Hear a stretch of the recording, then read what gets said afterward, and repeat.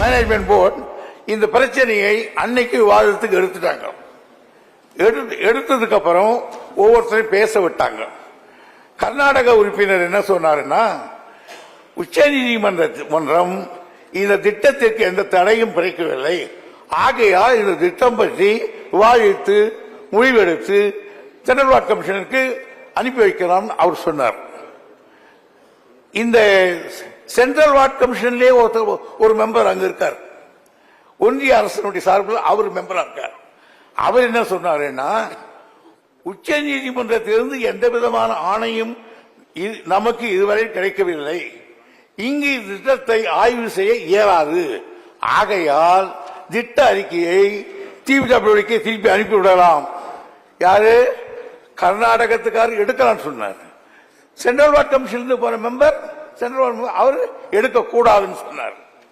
கேரள உறுப்பினர் என்ன சொன்னார்னா, இப்பொருள் விவாதத்துக்கு ஏற்றதல்ல என்றும் இது பன்மாநில நதிநீர் சம்பந்தப்பட்டதால் அதற்கேற்ப அமைப்பு தான் ஆய்வு செய்ய வேண்டும் என்றும் தெரிவித்து இந்த மேகதாது திட்ட அறிக்கையை சிடபிள்யூடிக்கு திருப்பி அனுப்பிவிடலாம் அப்படின்னு விட்டார்.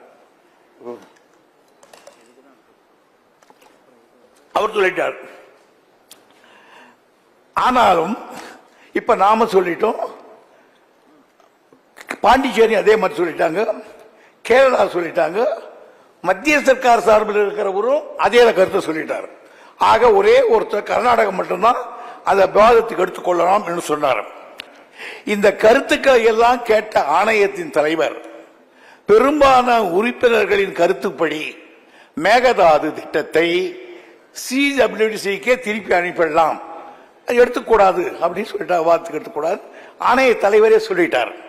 இவ்வளவு நடந்த பிறகும் எந்த ஆணைத்தலைவர் இதை திருப்பி அனுப்பலாம் என்று சொன்னாரோ அதே ஆணைத்தலைவர் அந்த கூட்டத்தின் மினிட்ஸை நமக்கு அனுப்புறார். என்ன நடந்ததுன்னு அனுப்புறார்.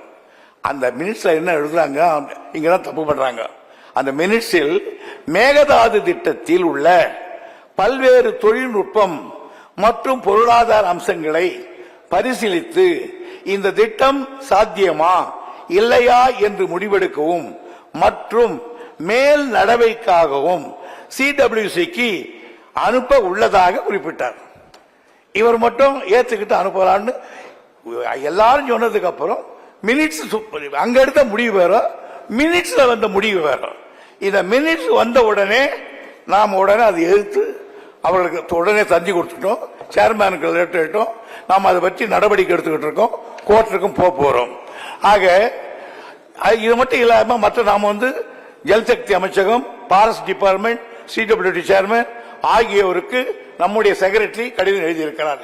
இந்த திட்டம் தொடர்பான வழக்குகள் நிலுவையில் உள்ளதையும், இத்திட்டம் உச்ச நீதிமன்றத்தால் அனுமதிக்கப்படாத திட்டம் என்பதையும், இம்மாநில நதிநீர் திட்டத்துக்கு படுகைக்கு பன்மாநில நதிநீர் திட்டத்திற்கு படுகை மாநிலங்களிலிருந்து கர்நாடக அரசு இசைவினை பெறவில்லை என்பதையும் குறிப்பிட்டு நாம் கடிதங்கள் எழுதியிருக்கிறோம். ஒன்றை வைத்துக் கொள்ள வேண்டும், யார் இவர்களுக்கு சிடபிள்யூடிக்கு அனுப்பி விடுவதாலேயே கூட இது திட்டம் நிறைவேற முடியாது. பிறகு அவர்கள் பாரஸ்ட் டிபார்ட்மெண்ட்ல பர்மிஷன் வாங்கணும், அதற்கு பிறகு என்வாயர்மெண்ட்ல வாங்கணும். இவ்வளவு வாங்கினாலும் கூட அந்த தமிழ்நாட்டினுடைய இசைவை பெறாமல் அவர்கள் ஒரு செங்கல்லை கூட எடுத்து வைக்க முடியாது என்பதை ஆணித்தரமாக இந்த அவையில் நான் தெரிவிக்கிறேன். ஆனால் கர்நாடகத்திலே ஒரு அரசியல் நடத்துகிறார்கள்.